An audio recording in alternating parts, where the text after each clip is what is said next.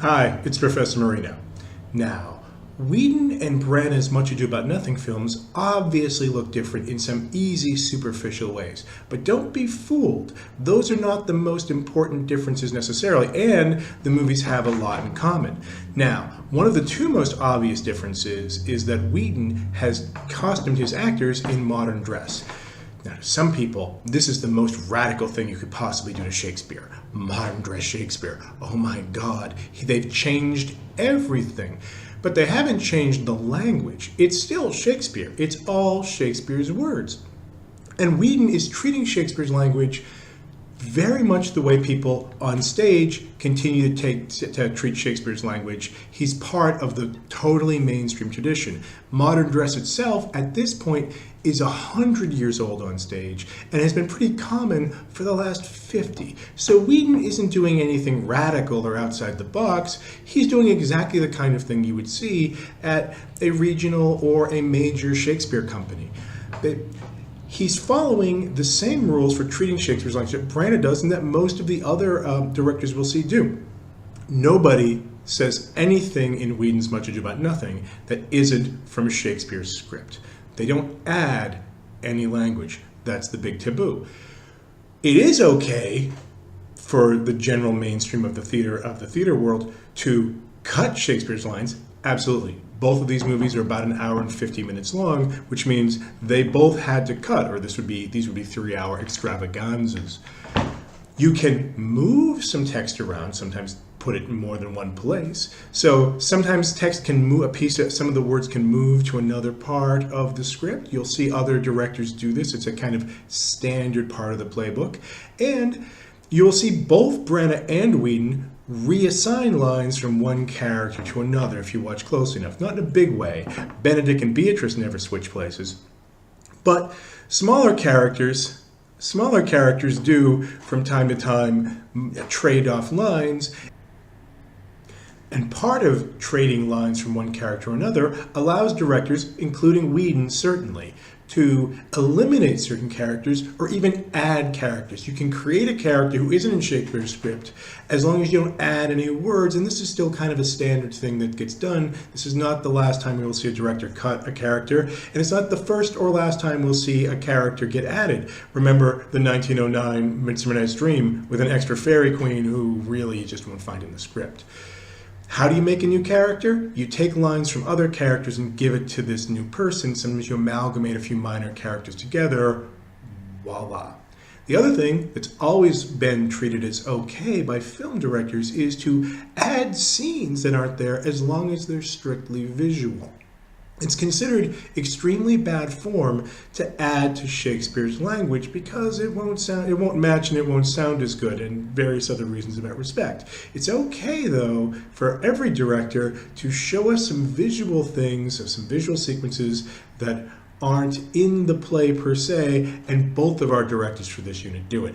We'll keep seeing directors do it again and again. Where Whedon is really different from Branagh is Branagh's Much Ado About Nothing is big budget Shakespeare in a big way. This is low budget Shakespeare in a major way. Indeed, it's a kind of do-it-yourself Shakespeare.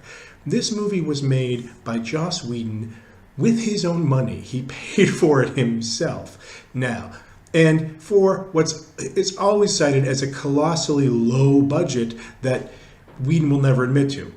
Let's not be fooled. Let's not get carried away. When you watch the watch the credits at the end of the Whedon movie, you should always watch the credits at the end of a movie when you're studying a movie. You will see there were dozens and dozens of technical people on the set of this movie. It took a lot of pieces, and Whedon wrote a lot of checks, obviously. But this is not a movie made for mass production. It's geared towards film festivals. One of the reasons you'll sometimes see this cited as a 2012 movie and then a 2013 movie. Which is it? Well, it didn't get a theatrical release till 2013. In 2012, Whedon was taking it around to small kind of film festivals. Let's go to the Toronto Film Festival. Let's go to South by Southwest. So in 2012, you got these kind of only people at a particular film festival could see this movie. And then it went to a very small release, by which I mean maxing out at under 100 screens in summer of 2013. Whedon uses his own money, which means he doesn't have to go to any money people. He doesn't have to make the kind of investments or make the kind of commercial choices that would get a studio or an investor to back him. He shoots it in his own house. Everything you see is on Whedon's own property. The only exception is that it's his house, his backyard, the street in front of his house, and that very first sequence is shot in a smaller house that Whedon uses as an office. He's using actors he knows. If you're a Whedon fan, if you're a fan of Buffy or Firefly or Angel, you're the Avengers, which is what he filmed right before this, you'll recognize a bunch of these actors, but he's not using any stars. These are actors he has a good relationship with, has worked with a lot, and they're very professional. This is not amateur hour. They are all solid working pros. What they aren't is stars. I'm not saying to denigrate their talent. I mean, they're not the kind of big names who will add to the box office of a movie or can help you get funding for a movie. If you add Matt Damon to a movie you're trying to get made, people are more likely to make that movie because they believe people will come to see Matt Damon. If you add, you add Anne Hathaway to a movie, the studio executives think people will pay to see Anne Hathaway. The actors in this movie are great, but they're not anybody that the studio executives think crowds will come to see. Whedon shoots this movie in 12 days, which is ridiculously fast. Why? Expense and time. He has these actors for only 12 days. It usually takes many weeks or a couple months of principal photography for a movie. That also means the 12-day shoot means these highly professional actors haven't had much time to rehearse. Most actors preparing a Shakespearean role get 2 or 3 weeks of rehearsal. First, they learn the role, they think about it a lot, they prepare things, they think through the emotions of the characters. Whedon's actors don't have that opportunity. They get the script and they go. Many of them haven't really necessarily learned their lines thoroughly much before the scene. And there's also, of course, the black and white. Now, the black and white is cheap. It's much less expensive. It's also even cheaper than you think because it's black and white photography.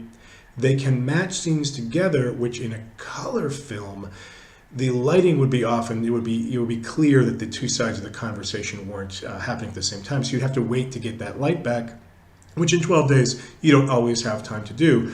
Black and white covers over a lot of kind of color differences in terms of lighting, what time of day it is, that color film would give away immediately.